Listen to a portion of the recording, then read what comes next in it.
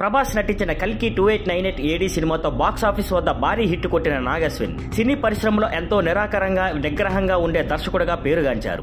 Shekhar కమ్ములకు assistant గా career ప్రారంభించి ఎవడే సుబ్రహ్మణ్యం ద్వారా దర్శకుడిగా అరంగేటం చేశారు. అనంతరం మహానటితో పాన్ ఇండియా స్థాయిలో గుర్తింపు పొందారు. ఇప్పుడు కల్కి పార్ట్ 1 తో పాన్ ఇండియా విజయ దర్శకుడిగా నిలిచారు. ఇటీవల ఓ కళాశాలలో విద్యార్థులతో జరిగిన సమావేశంలో నాగ్ అశ్విన్ తన అనుభవాలను పంచుకున్నారు. కల్కి రూపొందిన విధానం, తాను ఎలా ఆలోచిస్తానో జీవితం గురించి కూడా మాట్లాడారు. ఈ సందర్భంలో ఆయన ఒక ఆసక్తికర విషయం వెల్లడించారు. కలేజా సినిమా ఎడిటర్ అయితే బాగుండేది అనిపించింది అని అన్నారు. ఒక విద్యార్థి మీరు దర్శకత్వం వహించాలనుకున్న సినిమా ఏదైనా ఉందా అని అడిగితే నాగ్ అశ్విన్ స్పందిస్తూ కలేజా సినిమాకు ఎడిటర్ అయితే బాగుండేది అనిపించేది, అలాగే డియర్ కామ్రేడ్ కూడా అని చెప్పారు. ఇప్పటికే ఆయన కలేజా తన ఫేవరెట్ మూవీ అని చెప్పిన సంగతి తెలిసిందే. కలేజా, డియర్ కామ్రేడ్ సినిమాలు మొదట బాక్స్ ఆఫీస్ వద్ద అంతగా నడవకపోయినా తర్వాత హిట్ టాక్ తెచ్చుకున్నాయి. కల్కి రూపొందించడంలో తన టీం పెట్టిన శ్రమ గురించి మాట్లాడుతూ కల్కిని ఫజిల్ విప్పి చూస్తే ప్రతి సన్నివేశం వెనుక నెలల తరబడి శ్రమ ఉంది. రాత చాలా ముఖ్యం. సినిమా సక్సెస్ అయిన ప్రధాన కారణం కూడా అదే అన్నారు. అలాగే చాలా సార్లు దర్శకులు మేము కూడా ఆ ఐడియా మీద వర్క్ చేస్తున్నాం అని చెబుతుంటారని గుర్తు చేస్తూ